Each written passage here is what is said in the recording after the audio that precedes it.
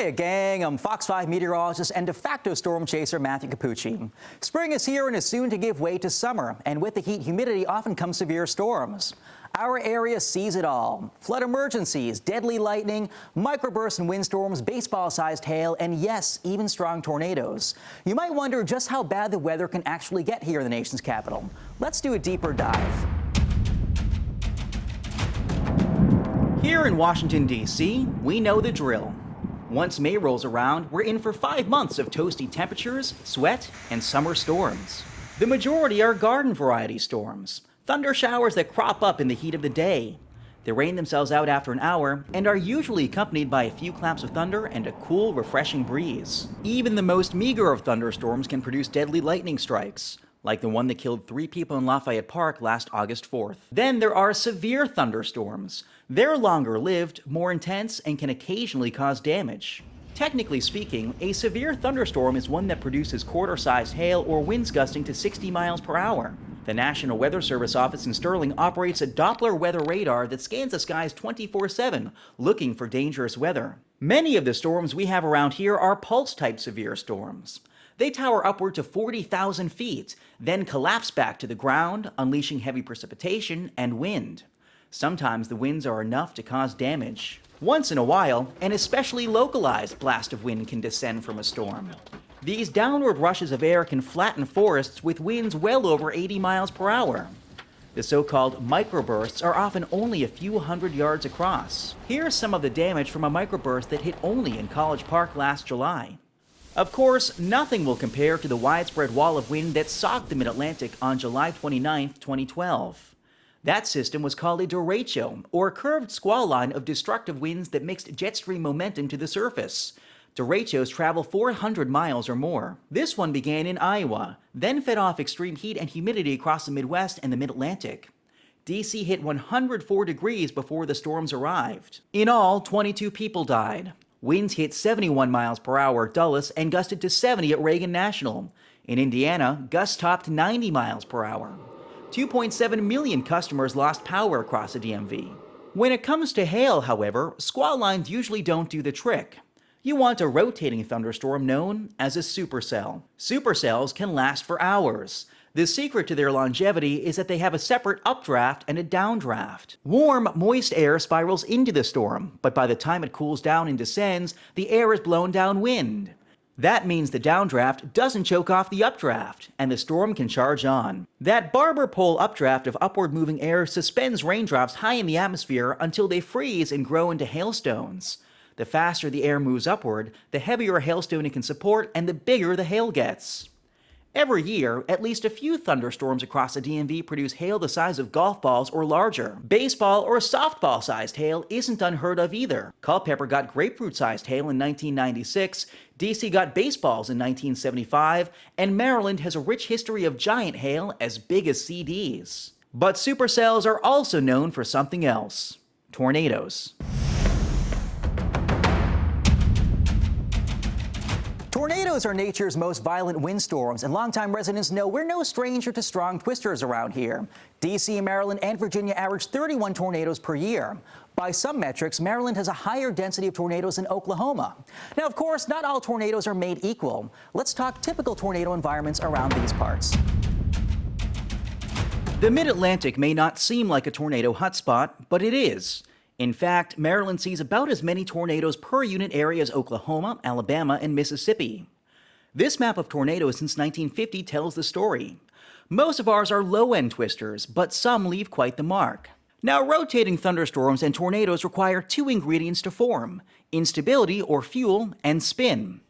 Instability is the juice contained in warm, humid air. It's what helps air to rise into thunderstorms. Releasing it requires a trigger, usually a cold front moving in from the west. What makes a thunderstorm spin, though, is changing winds with height, known as wind shear. That usually comes with potent dips in the jet stream. Now, every season features at least a few tornado warnings ahead of classic cold front setups. Historically, though, some of our biggest tornado outbreaks have come from the remnants of tropical cyclones and hurricanes. On September 17, 2004, for example, the leftover vorticity, or twist, of Hurricane Ivan's remnants helped spawn 26 tornadoes, primarily west of Washington, D.C. Among them were 8 F2s, with winds between 131 and 157 miles per hour. One was an F3 that passed near Culpeper. Storm chaser Chris White snapped a photo of that one. More recently, the remnants of Ian spawned an EF2 tornado in Annapolis on September 1st, 2021. And everywhere, you can see all this debris is coming down right now. I chased that one on Roe Boulevard as it approached Route 50. Now, outside of red letter events, some of our tornadoes come from sneaky setups on marginal days. On July 5th, 2022, for instance, a bullseye of instability was located south of D.C., but a maximum in spin, or shear, was centered over the Chesapeake. One thunderstorm formed along the edge of the fuel gradient, straddling a warm front and tapping into the shear. I chased that one from the Beltway to near Bowie, where it produced a damaging tornado with 90-mile-per-hour winds. Then I tracked down another tornado with that storm near Harwood, Maryland, that caused intermittent tree damage. It may have skimmed along the ground intermittently. It's always helpful when we can anticipate tornadoes in advance, but sometimes setups sneak up on us. Some forecasts come together just a few hours before an outbreak. That's exactly what happened with the deadly College Park tornado some 22 years ago. Monday, September 24th, 2001 began bleak. The nation was still reeling from the attacks of September 11th, barely 2 weeks prior, and only a few hints of sun were pouring through the overcast ahead of a cold front. Around lunchtime, a weak wave of low pressure began to form along the front. Meteorologists call that a mesolow. Counterclockwise flow around it enhanced low-level easterly winds over the mid-Atlantic. That contrasted against southwesterly winds high in the atmosphere, allowing thunderstorms to rotate. The first supercell thunderstorm formed near Charlottesville, churning out strong to violent tornadoes before merging with other storms west of Dulles. At 3:01 p.m., Doppler radar from the National Weather Service revealed a donut hole on radar. Meteorologists call this a BWER, or a bounded weak echo region. It's due to strong upward motion that suspends rain and causes a void on radar. 2 minutes later, an F4 tornado with winds to 225 miles per hour touched down in the town of Rixleyville along Virginia State Route 229. Then another tornado touched down in Fauquier County, causing damage. That tornado lifted by 4:03 p.m., but by that point, trouble was brewing with a second supercell farther southeast. This is the one that would produce a College Park tornado. At 4:08 p.m., a funnel cloud was reported in Garrisonville in Stafford County. A tornado touched down in Quantico at 4:10, then another in Springfield. It packed winds of 110 miles per hour as it hit Alexandria and Arlington. Congressional staffer Michael Shore snagged this shot as it hit the parking lot of the Pentagon. Up next was the National Mall. The twister lifted seconds before it would have hit the White House. This radar plot of something called spectrum width shows chaotic motions detected inside the funnel just seconds before it vanished. However, the storm was still spinning just a few thousand feet above the ground. As it passed over the district, the supercell began to rotate faster and faster. Now, you remember our mesolow and the enhanced easterly winds. The storm was now tapping into a sea breeze front as well. That added something called streamwise vorticity, or horizontal spin. The storm gobbled that up, tilted it vertically, helping to spawn a strong tornado. In College Park, people knew something was wrong. One of them was Joe Rudden. I really remember vividly, the light in the air was just different than normal sunlight. It just seemed different. It had like this yellowish green cast to it. Former University of Maryland students recall the same eerie tinge. The sky got a weird color. I think it got kind of greenish, if that makes sense. At 5:22 p.m., the tornado struck. NASA program manager Ming-Ying Wei spotted it from her balcony 2 miles to the northeast. Power flashes are visible at the base of the tornado. Sky was green and it was getting pretty nuts. And then we saw it, like the tornado come down, and it passed through between the quad next to us and the further quad. Rudden's wife, Marianne, was pregnant at the time. While Joe was stuck at work, she was home alone seeking shelter. And I went down, all the way down under the stairwell.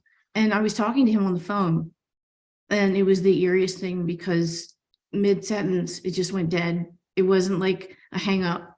It just went dead. Bo Finley was a senior at the time and convinced his roommate to seek shelter too. Cool, let's get away from our windows. Let's kind of huddle. And we huddled in the hall. It got louder and louder. After striking the campus, the tornado hit the Maryland Fire and Rescue Institute, which at the time consisted of 10 different trailers. The tornado obliterated them, carrying debris 60 miles north to York County, Pennsylvania. One of the trailers was carried more than 200 yards before disintegrating. I've heard tornadoes described as freight trains, being close to a freight train, but it wasn't that. It was just very loud and unsettling. Sorry, I'm gonna pause for a second. I'm not sure why I'm choking up.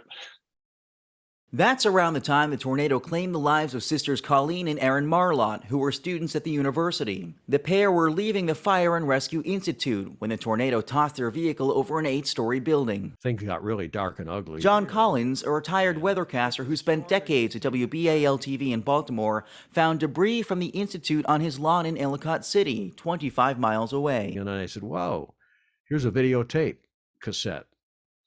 And here's some folders. And I said, where did these come from? And they were from the Maryland Fire and Rescue Institute. Collins wasn't the only meteorologist with a tornado story that day. Now a nice and calm and quiet night. Fox 5's Mike Thomas, then only 11 years old, was sheltering in his basement in Beltsville. And what I remember about that day was the weather was actually well forecasted. It was supposed to be so bad that they actually closed schools early. That decision wound up proving the right call. Thomas was a student at St. Joseph's Regional Catholic School.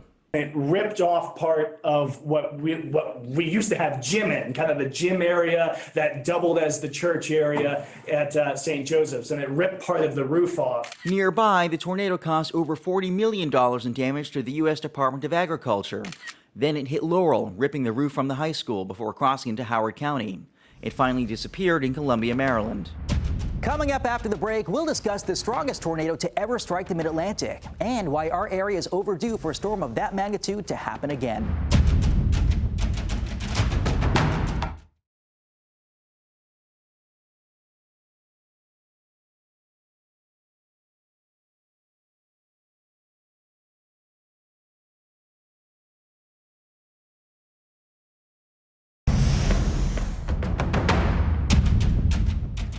On April 28, 2002, the downtown district of one Maryland community was virtually wiped off the map. A ferocious tornado obliterated entire neighborhoods, killed 3 people, and carved a path of destruction. Winds hit 260 miles per hour, just 1 mile per hour of being rated an elusive top-tier F5. This is the story of La Plata. The La Plata tornado formed on a day when the deck was stacked for big storms. A strong low-pressure system was moving through the Finger Lakes of New York State. The low-pressure center's warm sector overspread the Mid-Atlantic, draping a warm, humid air mass overhead. Storms fired just after lunch in West Virginia. One storm was about to travel 275 miles over the next 8 hours. By nightfall, 3 people would be dead, and La Plata would be forever changed. It looked like something out of the Midwest. Meet Barbara Watson, former warning coordination meteorologist at the National Weather Service in Sterling. She vividly remembers working in the forecast that morning. The data were alarming. I was actually looking at the model data for there in southern Maryland, right over La Plata, and it's so bizarre because it had a high potential for a strong tornado at 7 o'clock that evening. At 5 p.m., the rotating supercell thunderstorm dropped a brief F2 tornado in Rockingham and Shenandoah counties. It crossed Interstate 81 in Mount Jackson, overturning a tractor-trailer. We had somebody call into the office that actually worked at the National Center for Environmental Prediction, and he said he could see rotation with the storm. And so, you know, we knew it was a bad one. The storm continued east towards the Potomac, slowly strengthening as it encountered richer moisture. Watson knew it was only a matter of time. I actually called the Charles County 911 center and said, you know, it looks like you're going to have a tornadic storm at about 7 o'clock this evening. At 7:05 p.m., the tornado would hit. With the supercell north of Quantico and south of D.C., purple pixels began appearing on radar where hail the size of softballs was falling. Some of the precipitation swirled around the storm's rotating updraft, tracing a telltale ominous hook. A sharp red against green couplet marked fierce rotation bound for La Plata. It's not that windy yet. Longtime La Plata resident Matt Ament was with his father and uncle at the time watching the storm. He decided to aim his camcorder at the sky. He hadn't heard of any tornado warning. It's going to the side. I don't want to miss it. One lighter shaded cloud was kind of going this way. Another darker, a little darker, was going another way. And we just started recording. See if something happened. It just looked like that mass of debris kind of flying around. It was slow. What we saw above the tree line looked slow, and we did see debris flying around. It didn't look like much. But what was happening at ground level was entirely catastrophic. Smaller subvortices or more intense whirlwinds were whipping around the larger parent funnel, delivering winds well over 200 miles per hour. Hail! It's hailing! Then the hail started. Jeez, oh flip! From talking to people, it seemed the closer you were to the tornado, the bigger the hail, but the shorter the duration of it. Some of the hail was the size of grapefruits, 4.5 inches in diameter, rivaling the worst of storms in Texas or Oklahoma. At the time the tornado tore through La Plata, the damage path was a half-mile wide. At several points, the main tornado was flanked by several smaller tornadoes. The satellite tornadoes are more typical of something that would be out west. Even far from the tornado, residents couldn't help but notice the parent supercell thunderstorm. It was beautiful. I mean, it was this enormous pink and orange cloud, looked like a cliff wall just straight up. Steve Maciejewski was flying from Philadelphia to Atlanta and switched seats to catch a glimpse of the supercell from 35,000 feet. He shared his never-before-seen footage with Fox 5. I'm in first class. I actually got bumped up for some reason, and I kind of look over, and there it is. I could see it out the window plain as day, and I know exactly what I'm looking at. From cruising altitude, the supercell looks almost peaceful. A 10-mile-high billow of atmospheric rage basking in the delicate pink and amber hues of sunset. On the ground below, it was hell on earth. There were homes that were damaged that crossed, some of the ones in the old section of downtown La Plata were built back in the 1920s, and they were obliterated. There was a two or three story brick building that was leveled down to the first floor, and another block building that was completely gone. She teamed up with Tim Marshall, a research meteorologist and engineer, to rate the La Plata tornado a high-end F4 with 260-mile-per-hour winds, the strongest ever observed this far east. There was a house east of La Plata that was picked up. The entire house was gone. The basement was swept out. Debris was carried across the Chesapeake into Dorchester County, Maryland. Some landed in the yard of Thomas Ebling. Shingles, insulation were just falling from the sky, which blew my mind at the time. And quite frankly, still kind of does. It ripped up piece of building permit that distinctly said Charles County on it. It comes as no surprise the tornado etched a scar in the landscape some 70 miles long. What happened in 2002 wasn't La Plata's deadliest tornado. On November 9, 1926, a tornado struck the elementary school, razing it and killing 13 people. During that storm in 1926, a student named Irene Wood missed class to go to the dentist's office. As luck would have it, she would tempt fate twice. In 2002, she was living in the same area the school had been, and the 2002 tornado went right over her house. For now, the wounds in the landscape from 2002 continue to heal. It was just surreal. The main thing that comes to mind is the loss of the trees. If you walk around downtown now, you'll see new businesses, new parking lots, and new tornado sirens. Someday it can and will happen again. And next time, La Plata will be ready. Coming up next, we talk climate change. Is the weather getting worse? And is our risk growing? Plus, are you prepared for whatever this severe weather season brings? We'll be right back.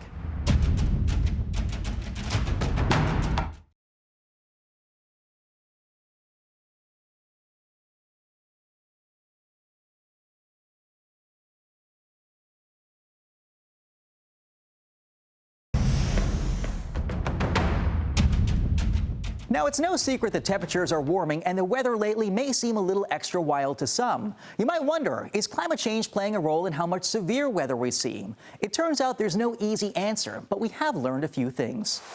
Since 1872, we've warmed about 5.7 degrees. The hot days keep getting hotter, and statistically, the cold isn't quite as cold. Warmer air can hold more moisture.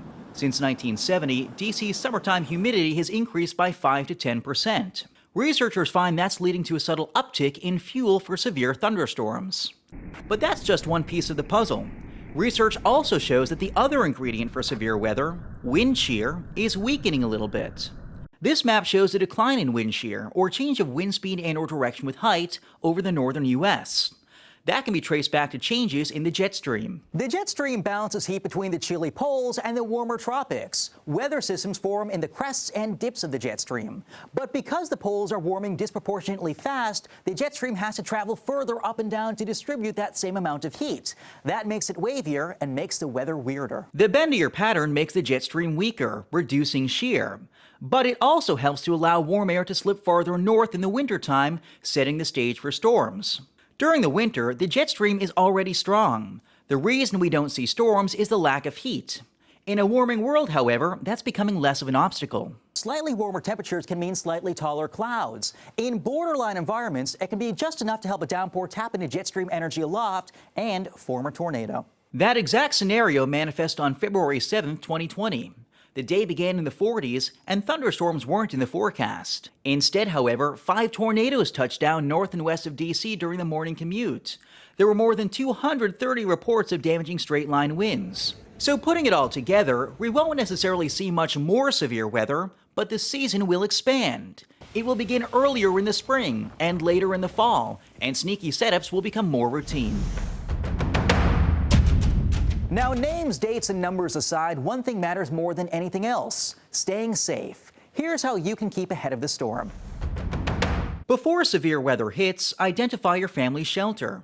Make sure it's not in the path of trees that could fall. Knowing the forecast before planning your day can keep you one step ahead. If storms are expected, know where you'll shelter. And if severe weather is anticipated, make sure it's a safe location. For tornadoes, put as many layers between yourself and the outside world as you can. That usually means a basement or small interior room on the lowest floor of a structure. The same is true for damaging winds. When it comes to hail, always avoid windows. If you're driving and can't get to a tornado shelter, park in a safe place and keep your vehicle running. If your car is thrown, the airbag will deploy. Otherwise, you can abandon your vehicle for a ditch. And of course, myself and our entire weather team will be with you every step of the way through every storm. That's a promise.